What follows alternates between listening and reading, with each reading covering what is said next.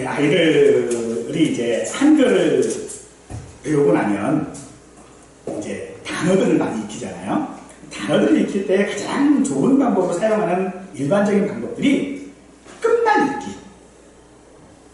끝말을 읽는 거죠. 그렇게 해서 단어를 익히도록 하는데, 근데 이게 어른이 되면요, 이 끝말 읽기가 아니라 이제는 말꼬리 잡기가 되어버립니다. 그래서 서로의 마음을 상하게 하고 상처를 주고 또 상대를 이기는 어떤 수단으로 사용하기도 하지요. 이런 말꼬리 잡는 방식의 대화는 어떤 본질들이나 중심 대화가 다른 방향으로 전환되게 만들 뿐만 아니라 대부분의 경우들은요, 상대를 비난하는 데 사용을 합니다.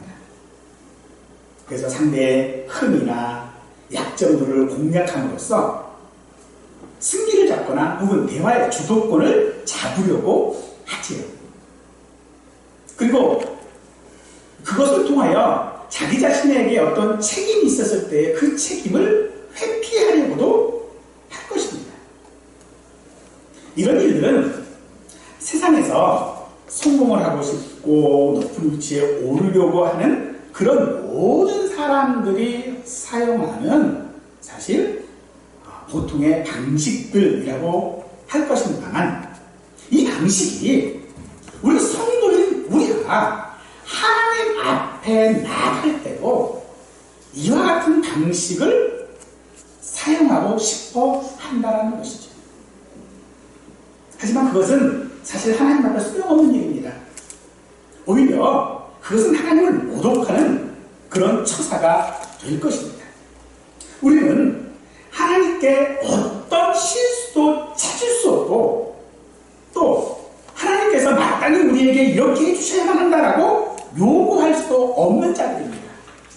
왜냐하면 우리는 하나님에게 빚을 탕감받은 죄인들이기 때문입니다. 오늘부터 욥기 후반부를 살펴보려고 합니다. 그래서 이 욥기 후반부에 정말로 우리가 어떻게 하나님 앞에 빚을 탕감받았는지 이 사실들을 확인해보고자 하는 것입니다. 욥의 친구 엘리바스가 이해하는 하나님은 틀리지 않았습니다. 또 욥이 자기에게는 고난을 받을 어떤 이유도 존재하지 않는다라고 하는 그런 항변도 결코 틀리지 않았습니다. 그럼 무엇입니까? 틀림이 아니라 다름을 말하고 있는 것이겠죠. 그런데 엘리바스나 욥은 그 다름을 인정하지 않고 서로의 말꼬리를 잡아가면서 서로를 비난하는 데 그치지 않고 정죄하는 데까지 이루고 있는 것을 우리는 전반부를 통하여 확인했습니다. 엘리바스의 말은 이런 것입니다. 내가 잘했으면 하나님이 벌을 주시겠냐? 내가 당하는 고난을 보니 너는 틀림없이 뭔가 잘못한 게 있어. 그래서 오늘 본문 22장 6절과 7절 말씀에 보면 이렇게 얘기해요. 까닭없이 형제를 볼모로 잡으며 헐벗은 자의 의복을 벗기며 목마른 자에게 물을 마시게 하지 아니하며 줄인 자에게 음식을 주지 아니하였구나 라고 합니다. 욥이 이런 일을 했다라는 거죠. 하지만 이건 그의 추측일 뿐입니다. 그럼에도 불구하고 엘리바스는 욥이 마땅히 그랬다라고 확신하고 있는 것은 하나님이 어떤 분이다라고 하는 것을 알고 있기 때문이었습니다. 하나님은 틀림이 없는 분입니다. 우리 속담에 털어서 먼지 안 나는 사람 없다라고 하는 식의 싸움을 지금 엘리바스는 하고 있는 것이죠. 엘리바스가 알고 있는 하나님, 그 하나님이 틀리지 않았고, 또 그가 알고 있는 하나님은 보편적으로 우리가 살아가는데 매우 유용한 것들일 것입니다. 때문에 우리는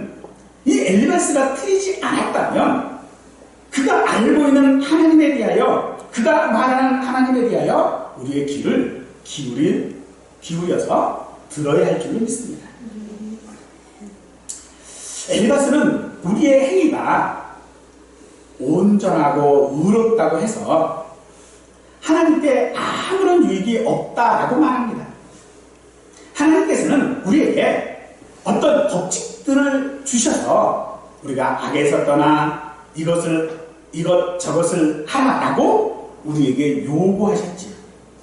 이 요구는 하나님 자신의 어떤 이익은 전혀 고려되지 않고 오히려 우리가 잘하면 그 잘한 대가가 우리에게 돌아오는 것이다 라고 할 수 있습니다. 엘리바스가 이렇게 말하는 것은 우리의 선함이나 악함이 하나님께는 아무런 문제가 되지 않는다는 것입니다. 사람이 선을 행한다고 해서 하나님 편에서 보면 아무 유익이 없습니다.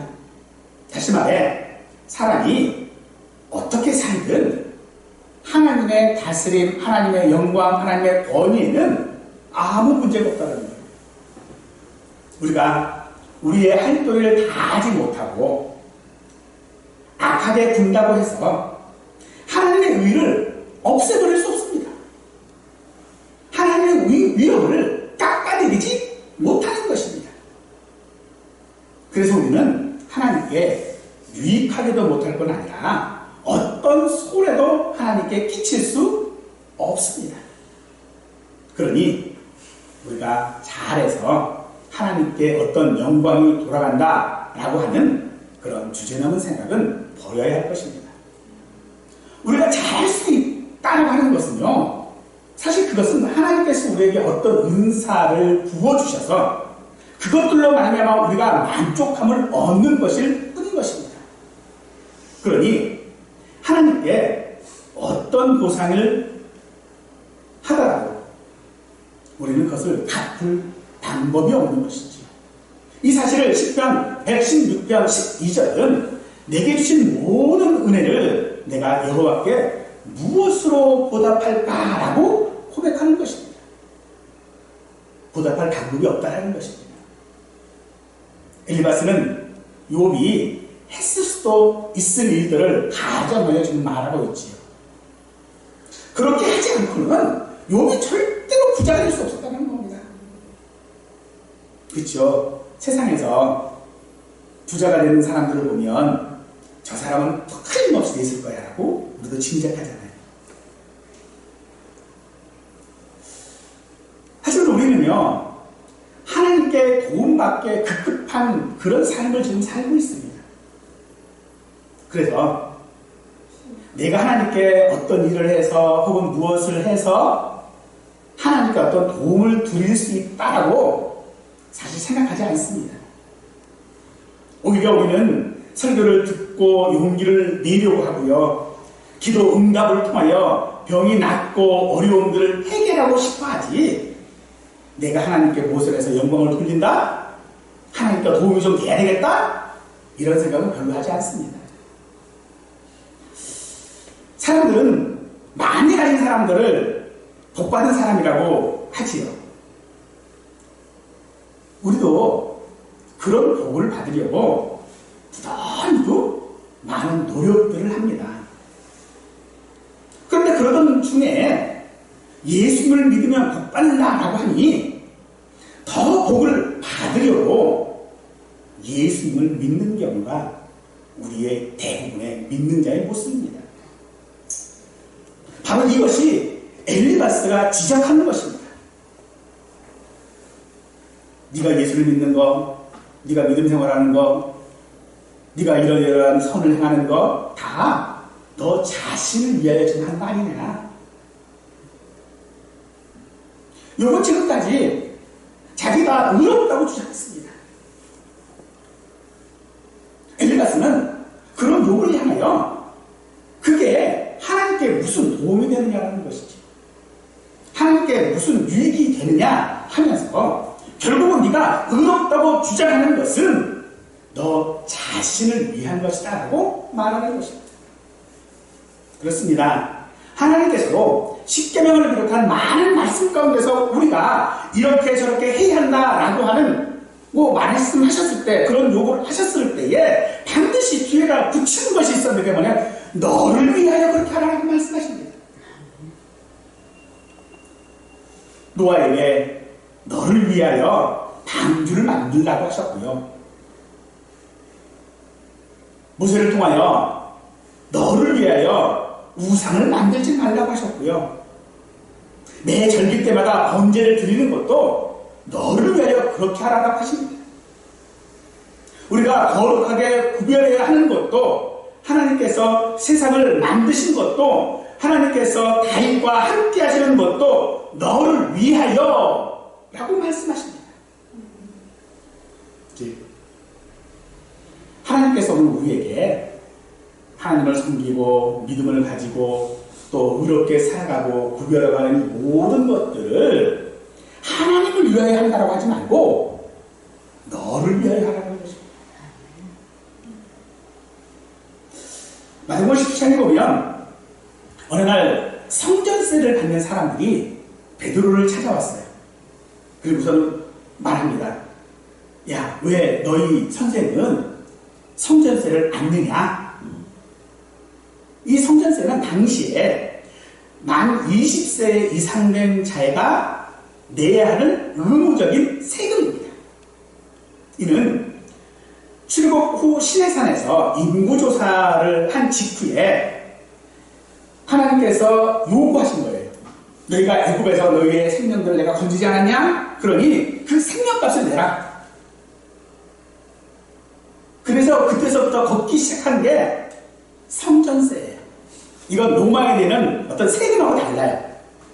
이건 오직 성전을 위하여 내는 세금이었어요. 그 세금이 단세겔입니다.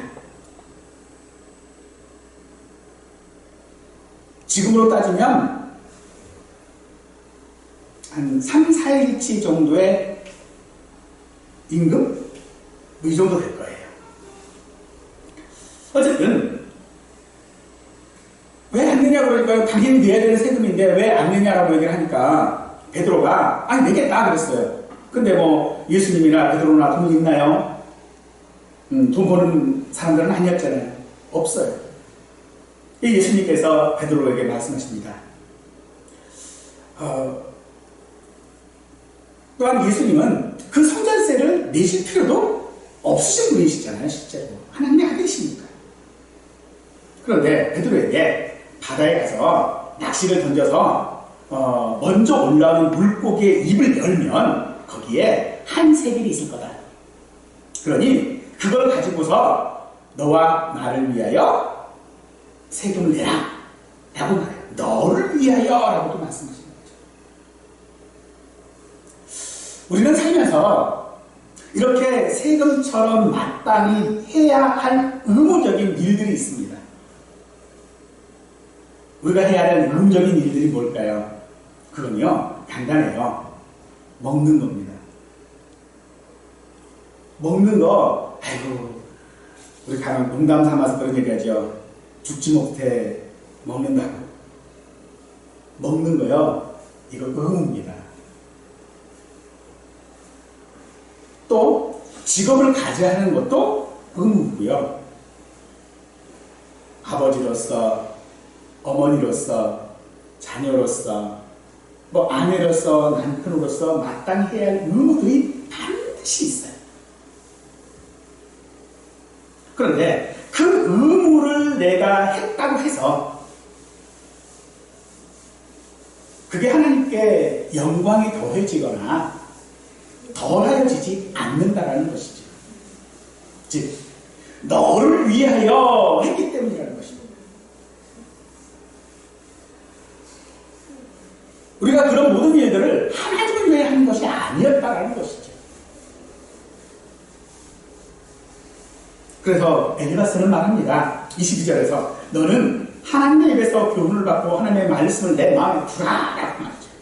그러니 너를 위하여 하나님의 말씀에 순종해라. 그것이 복이다 라고 말씀하십니다. 하나님은 우리의 생명이나 행복을 필요로 하시는 분이 아니시지요. 하나님은 우리가 어떻게 살아가는지에 대하여 관심이 참 많으십니다. 그래서 마땅히 우리가 살아야 할 그 삶의 방법으로 살아가도록 우리를 조명하여 주심으로써 우리가 지각 없는 동물처럼 살지 않도록 하십니다. 그러면 그런 하나님 앞에 우리가 말씀에 순종한다는 것이 무엇이겠습니까? 그것은 하나님을 범사에 인정하는 것입니다. 잠언 3장 6절 말씀처럼 너는 범사에 그를 인정하라. 그리하면 내 길을 지도하시리라. 우리가 하나님에 대하여 인정하면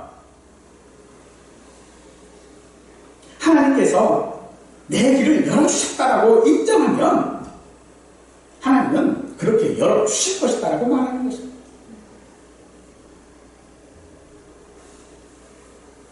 그러므로 사랑하는 성도 여러분, 하나님의 말씀에서 우리가 어떤 마음의 가책을 받거나 죄를 느끼거나 어떤 악을 깨달았다면 변명하지 마시고 속임수쓰려고 하지 마시고 말꼬리 잡는 것처럼 시선을 다른 곳에 돌리게 하지 말고 오직 하나님 앞에 인정하는 자가 되어야 할 것입니다. 하나님은 우리가 하나님께 손해를 끼칠까봐 두려워하시는 분이 그런 분이 아니십니다. 오히려 하나님은 우리가 실수할 것을 생각하시고 그 실수를 통해 우리에게 선을 내미시는 분인 걸 믿으시기 바랍니다. 엘리바스는 이제 우리가 하나님과 화목하게 잘 지내야 한다라고 말하고 있습니다. 그래야 우리가 복을 받는다고 합니다. 그동안 욥이 자신들의 위로와 조언에 대한 반응을 지적하는 것이죠. 욥은 그 친구들, 엘리바스를 비롯한 친구들이 하는 조언들, 위로들을 받지 않았거든요.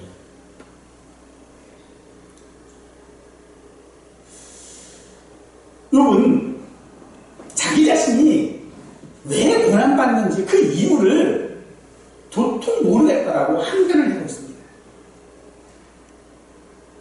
그런 욥을 향하여 엘리바스는 말합니다. 엘리바스 자기 자신들을 통하여 또 욥의 세 친구들을 통하여 하나님께서 지금 욥을 책망하시는 것이다 라고 생각합니다. 맞는 말입니다. 하나님은요, 성령이 다 쓰여진 이후로 한 번도, 단 한 번도 사람을 통하여 직접적으로 말씀하신 적이 없습니다. 오직 성경을 통하여 혹은 설교자를 통하여 기도자들을 통하여 깨닫게 하실 것이죠.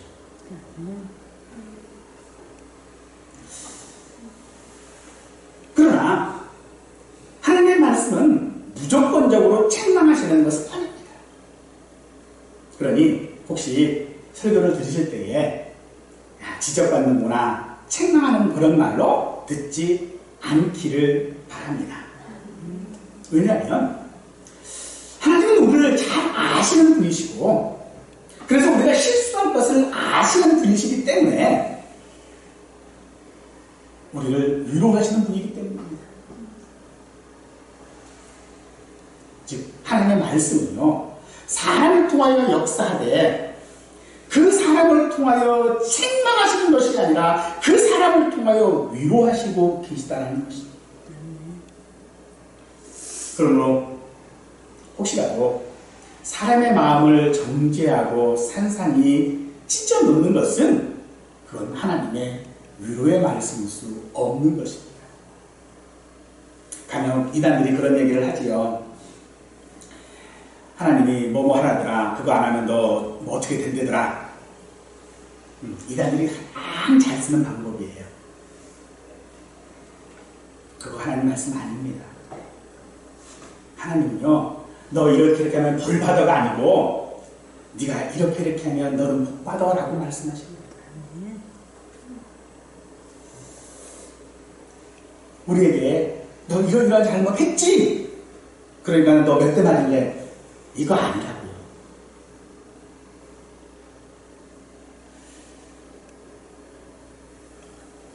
마태복음 16장에서 예수님께서 제자들에게 물으셨습니다.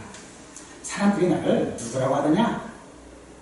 그때 제자들이 그래요. 세례 요한, 엘리야, 에레미야, 선지자 중 하나라고 합니다. 라고 하니까 그럼 너희는 나를 누구라고 생각하느냐라고 물으셨어요. 그랬더니 베드로가 직시로 대답합니다. 저는 그리스도시로 살아계신 하나님의 아들입니다. 그 대답을 예수님은 매우 흡족해 하시면서 베드로를 칭찬하시면서 내가 너에게 그 해의 열쇠를 맡기겠다라고 말씀하셨죠.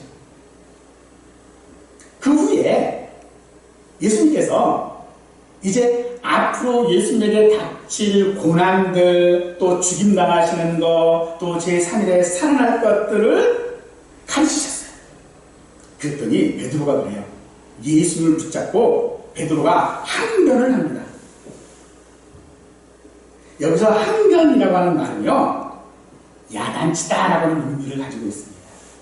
그러니까 베드로가 그래요. 예수님이 야, 너 정말로 잘했다고 칭찬한 다음에 앞으로 나는 이러이러한 삶을 살 거야 라고 하니까 베드로가 예수님을 딱 붙잡고 예수님 무슨 말입니까 그게? 예수님 왜 죽습니까? 절대로 그런 일 없습니다. 그러는 거예요. 근데 그게 마치 어떻게 해요? 예수님을 야단치는 것처럼 하고 있는 거예요. 예수님이 설마 어떤 실수를 하셨겠습니까? 또 베드로가 예수님을 야단을 쳤겠습니까? 아니죠.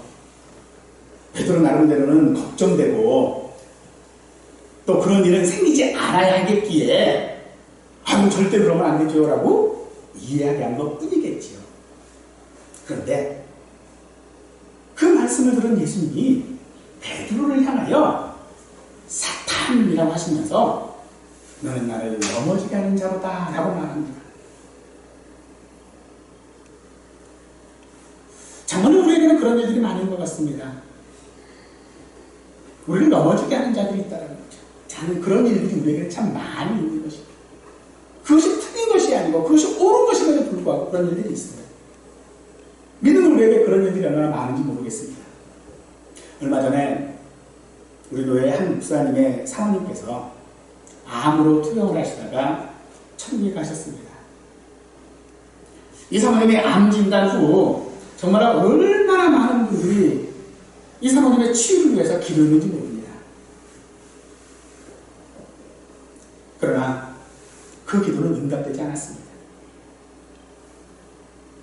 며칠 전 저 시골 보성의 한 목사님의 막내딸, 16살 된 막내딸이 버스 정류장에서 버스를 기다리고 있다가 그만 70세가 넘은 분이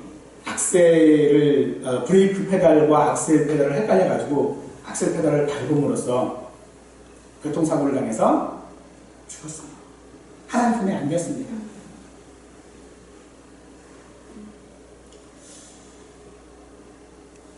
이런 일들은요, 참 있는 우리의 마음을 찢어버립니다. 이런 일들은 우리가 살아가는 데 있어서 우리에게 올무가 되어지는 일들이 얼마나 많은지 모릅니다.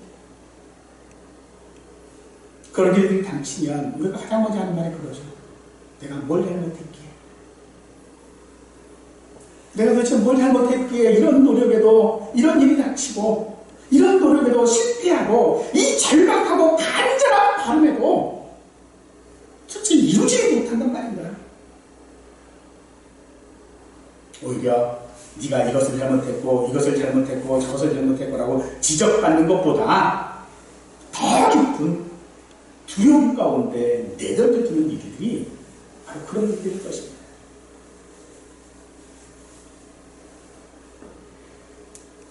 일반적으로 사람들은요, 하나님을 부정하지 않습니다.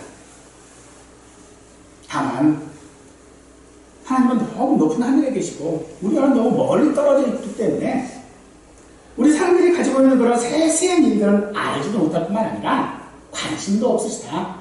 그러니 내가 살아야 돼. 내 삶은 내가 사는 거야. 그런데 그러던 중에 내가 도대체 뭘 잘못했지? 라고 하는 생각이 들게 되면 우리는 수렁으로 빠질 수밖에 없는 것이죠. 그런데 여러분, 그런 일들이 일어나는 것은 내가 뭘 잘못했기 때문이 아닙니다.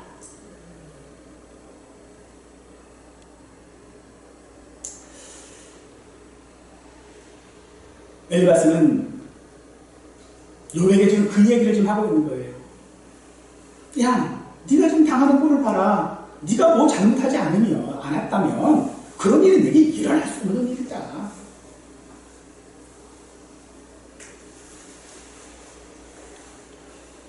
그러면서 21절에 말합니다. 너는 하나님과 화목하고 평안하라. 그리하면 복이 내게 임하리라. 우리는 이 말을 우리 자신이 잘했는지 못했는지에 판단하는 그런 기준으로 삼는 일들이 많습니다. 이와 같은 어떤 기준들을요, 모든 사람들에게 요구하지는 않는다 할지라도 자기 자신에게, 나 자신에게는 매우 엄격하게 적용을 하기도 합니다.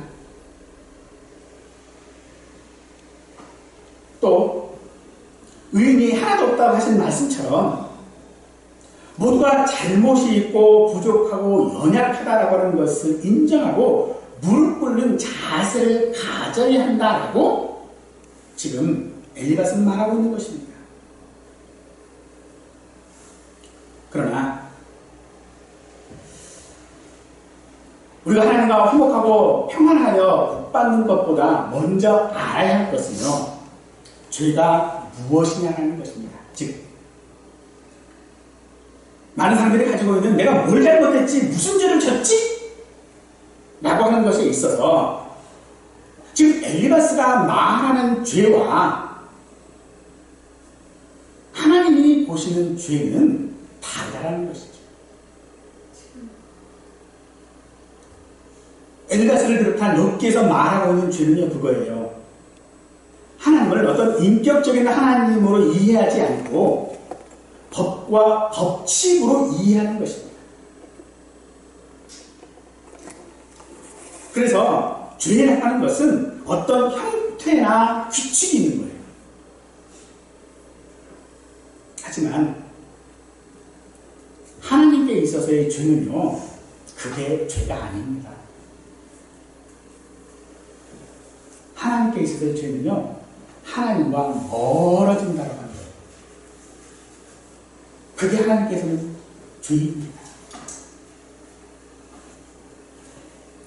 빌립보서 3장에 보면 바울이 그런 고백을 합니다. 자신이 다메섹 도장에서 예수님을 만나기 전에 율법으로는 흠이 없는 자였다. 왜요? 나는 절대로 죄 지은 적이 없어. 하나님의 율법을 내가 얼마나 철두철미하게 지켰는데 이 얘기입니다. 그런데 막상 내가 예수님을 만나고 나니 내가 지켰던 그 법, 그 율법, 그것이 오히려 나를 하나님께로부터 멀어지겠다. 그래서 바울이 그럽니다. 나는 죄인 중에 괴수다. 죄를 많이 지어서 죄인 중에 괴수가 아니라 하나님과 그만큼 멀어졌다는 겁니다. 무엇 때문에요? 내가 복을 지켰기 때문에.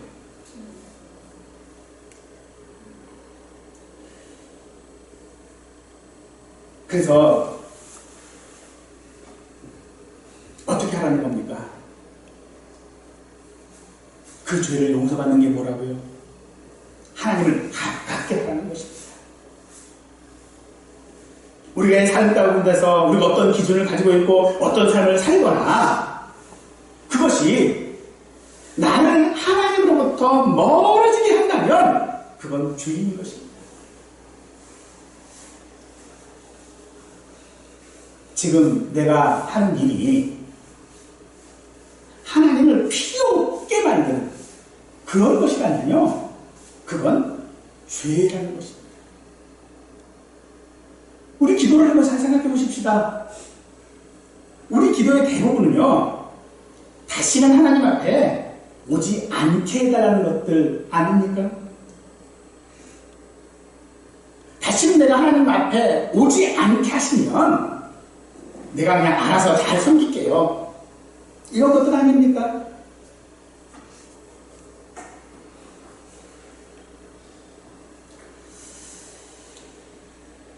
엘리바스는 하나님과 화목하고 평안하라라고 하지만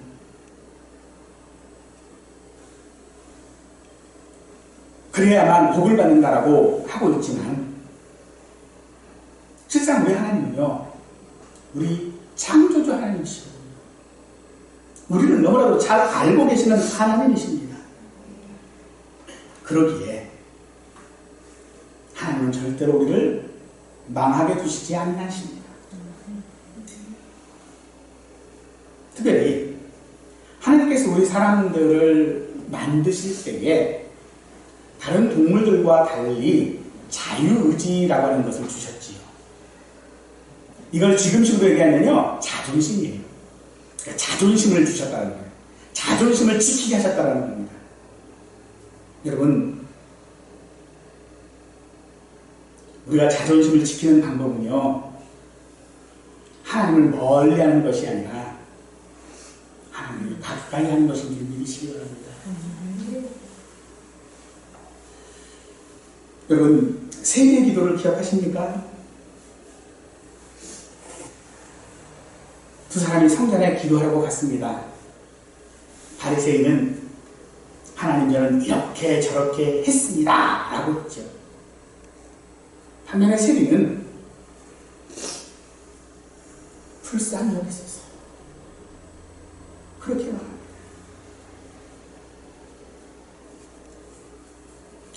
바리새인은 하나님 앞에 가서 하나님, 저는 이렇게 살았습니다, 잘했지요 하는 거예요. 그런데 세리는요, 하나님 앞에 가서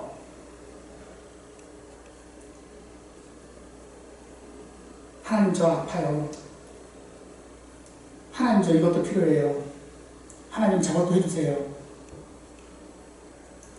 내가 말하는 거 잘 알거든요. 근데 하나님, 나 이거 해주세요. 지금 그러는 겁니다. 이것이 바로 하나님 품으로 파고드는 것이죠. 우리는 하나님의 은혜 아니면 아무것도 할 수 없는 그런 존재들입니다. 그러나 우리가 하나님의 이름을 부른다고, 하나님의 은혜 가운데 산다고 해서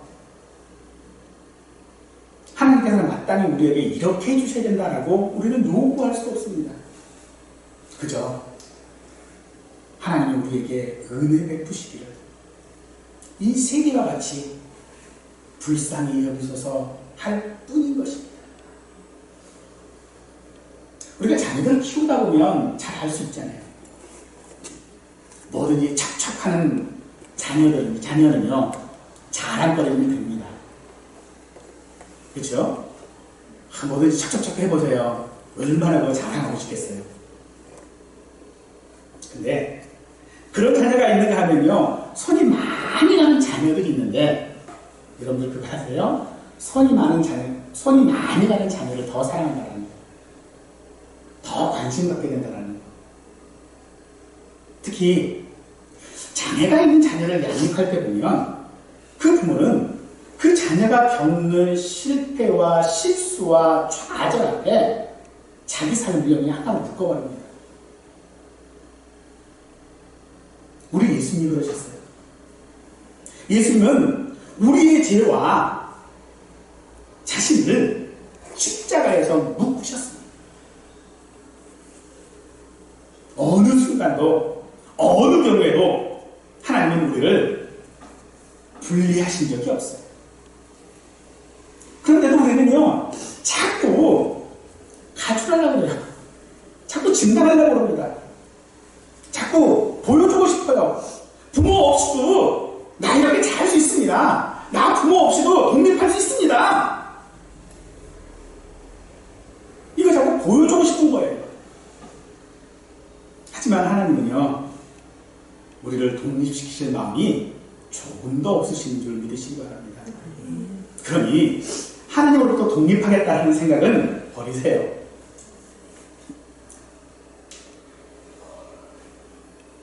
계속해서 엘리바스는 23절에서 말합니다.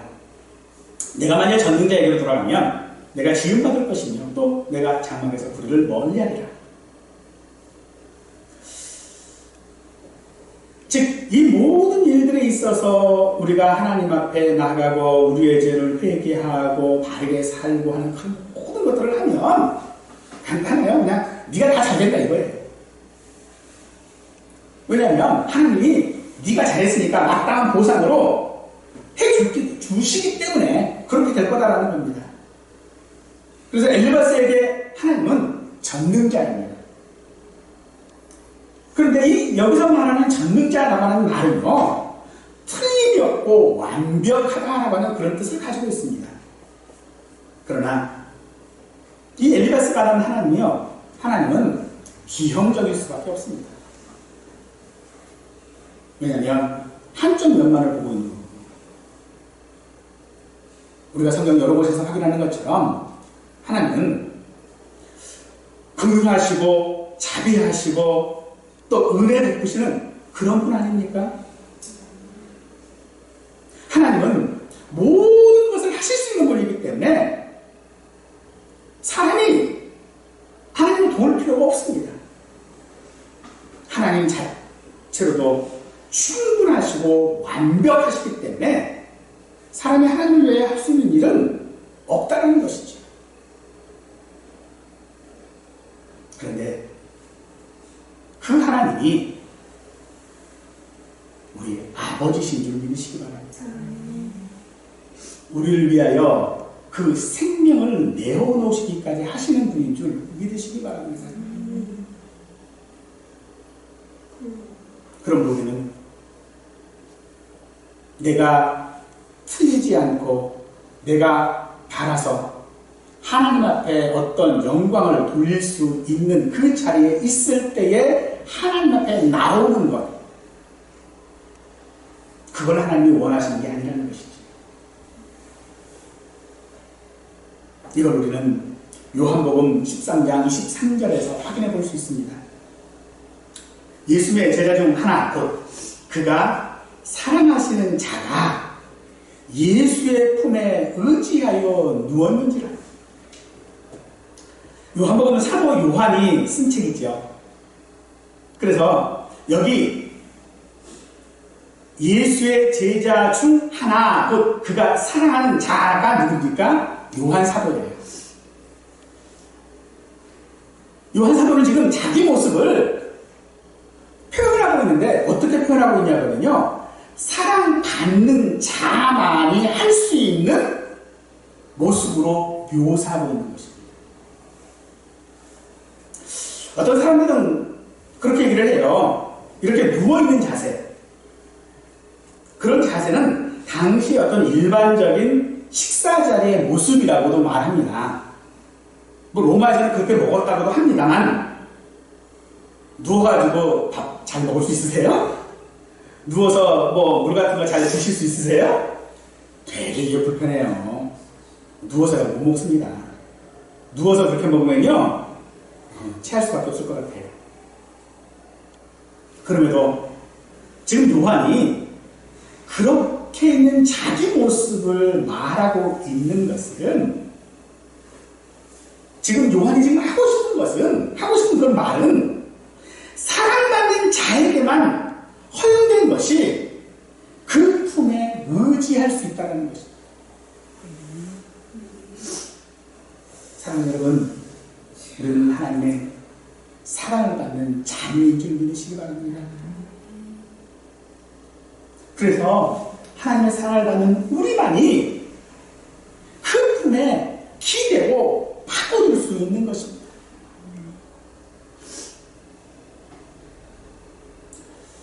요를 향한 엘리바스의 책망은 매우 훌륭하고 적절한 것일 수 있습니다.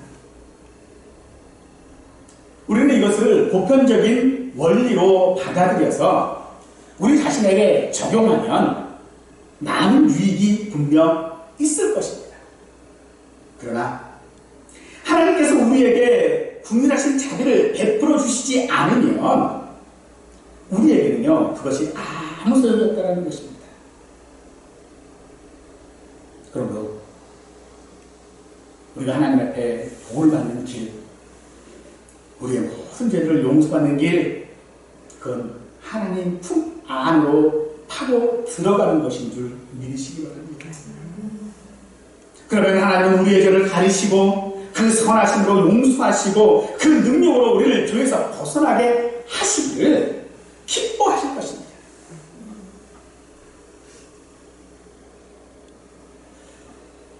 하나님의 품으로 파고들어야 하는 것은, 그래서 죄인인 우리가 할 수 있는, 가지는 특권입니다. 또 그건요, 하나님을 기쁘시게 하는 일입니다. 하나님의 품으로 파고드는 거 큰 복을 받는 일인 줄 믿으시기 바랍니다. 여러분, 우리가 잘났든지 못났든지 잘했든지 못했든지 죄가 있든지 없든지 우리는 하나님의 품을 파고들어야 하는 죄인인 줄 믿으시고, 우리가 하나님의 품으로 파고들었을 때에 하나님은 가장 기뻐하시는 줄 믿으시고 하나님의 품 안에 거하는 우리 모두가 되기를 간절히 축원하겠습니다.